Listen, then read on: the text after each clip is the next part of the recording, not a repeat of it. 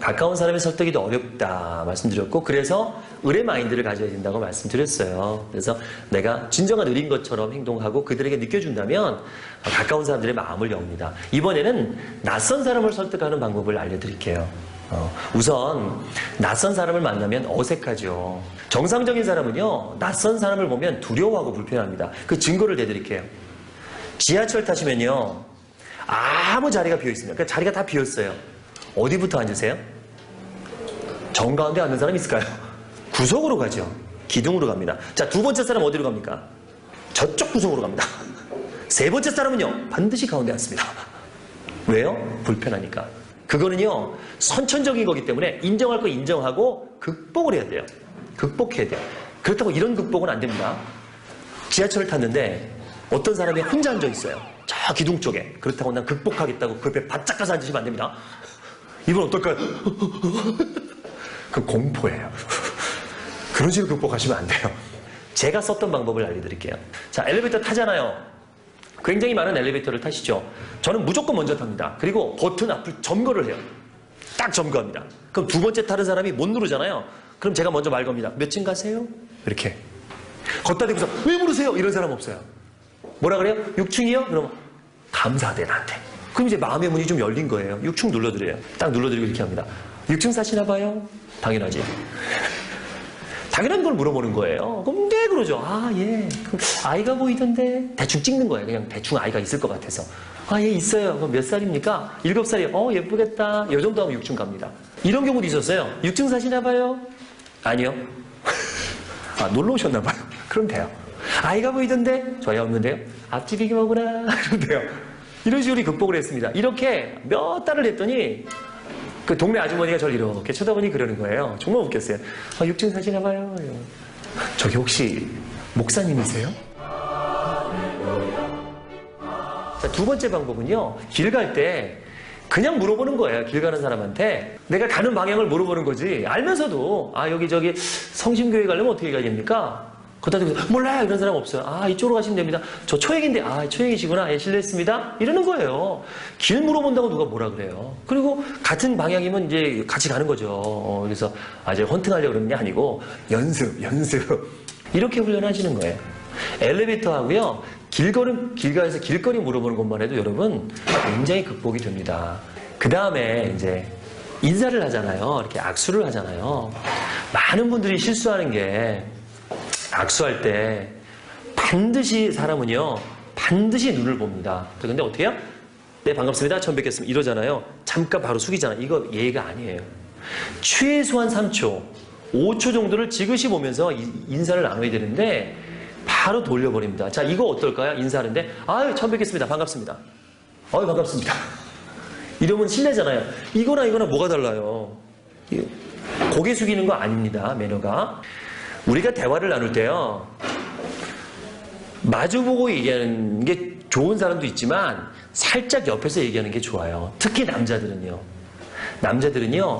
45도 각도나 옆에서 얘기하는 걸 좋아합니다. 여자들은 마주보고 얘기하는 걸 좋아하는데, 그래서 남자들이 그렇게 바를 좋아하는 거예요. 뭐 스탠드바, 오뎅바, 뭐 피아노 바를 가는 게 이게 불편한 거예요. 마주보는 게. 그래서 옆에도 놓고 얘기하는 겁니다. 그러므로 해서 호감과 자신감을 얻을 수 있다. 이건 대한민국에서 저밖에 모릅니다. 낯선 사람에 대한 공포심을 없애는 것이 설득 노하우의 첫걸음이다. 근데 설득이 신뢰만 갖고 되면 얼마나 좋을까요? 하지만 이걸 줘야 됩니다. 이거에 따라서 설득과 강요가 갈립니다. 강요는 이걸 안 주는 거고요. 설득은 이걸 주는 겁니다. 그게 뭐냐면 바로 필요입니다. 상대가 필요하면요, 합니다. 하지 말래도 합니다. 내가 필요하니까. 제가 홈쇼핑에서 1년에 1360억을 팔았습니다. 많이 팔 때는 2시간에 52억도 팔았고요. 분당 4200만 원을 팔았습니다. 제가 재수없게 제 자랑을 왜 하냐면 제가 말하는 게 분명히 성공했기 때문에, 이걸로 성공했기 때문에 말씀드리는 거예요. 3가지만 기억하십시오. 3번을 물으세요. 왜 필요한가? 자, 니즈가 있어야 되잖아요. 필요해야 되잖아요. 근데 그 물음을 누구한테 해야 되냐면 상대한테 하는 게 아니라 나한테 하세요. 정말 설득이 어려운 사람은요, 세상에서 제일 가까운 사람입니다. 제일 가까운 사람 누구죠? 나예요. 그러니까 나를 설득하면 세상 모든 사람을 설득할 수 있습니다. 신념이 생기니까. 그러려면 나한테 물으세요. 너 같으면 그거 하겠니? 그 다음에 뭘 던져야 돼요? 그러면 왜 이것인가예요.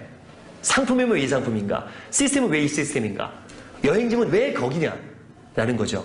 그 목적을 얘기하는 거예요. 필요를 준 다음에 왜 이것인가? 마지막으로 하나 남았습니다. 이게 중요해요. 왜 지금이냐? 지금 당장 왜 해야 되는지를 말씀을 하셔야 됩니다. 왜 지금인가에 대한 잠깐 팁을 말씀드릴까요? 홈쇼핑 얘기를 좀 해드릴까요? 맨날 오늘이 마지막이죠. 그걸 또 하죠. 오늘이 마지막이다 또 해. 사기 아닐까요? 사기 아닙니다. 잘 들어보세요. 오늘이 마지막 앞에 뭐가 붙냐면 이 조건 오늘이 마지막, 이 사은품 오늘이 마지막, 이 구성 오늘이 마지막이에요. 구성을 좀 바꾸면 돼요. 어떻게 보면 야 너무한 거 아니야? 저 말장난 아니야? 할지 모르겠는데 그렇게 하고 안 하고 결과가 엄청난 차이가 납니다. 왜냐하면 이게 가장 내가 최선의 선택이라고 믿게 해줘야 돼요. 이런 크루징하는 쇼호스트가 있습니다. 제가 혼냈어요. 후배인데. 성원해주신 여러분 대단히 감사합니다. 빠른 배송 약속드리겠고요. 다음에 더 좋은 조건으로 찾아뵙겠습니다. 안녕히 계십시오. 다음에 더 좋은 조건으로 찾아온대요. 그럼 오늘 산 사람 뭐예요? 배신감을 느끼는 거죠? 그러면 안 되는 거예요. 정말 훌륭한 조건으로 사셨습니다. 이 이상 더 좋은 조건이 없을 것 같습니다. 정말 축하드립니다. 이렇게 얘기해야 되는 거예요. 계약서 사진을 받을 때도 마찬가지입니다. 계약서 사인 받을 때 하지 말아야 될 단어가 있습니다. 감사합니다. 안 돼요. 어떻게 해요? 축하드립니다. 최선의 선택을 하셨습니다. 누굴 위해서? 상대를 위해서. 배려입니다, 이거는. 그래서 홈쇼핑이 맨날 특집 방송인 거예요. 특집 아닌 날이 없어. 오늘 무슨 특집, 무슨 특집. 항상 최선의 선택임을 강조해 주시면 됩니다. 그 전에 어떻게 해요?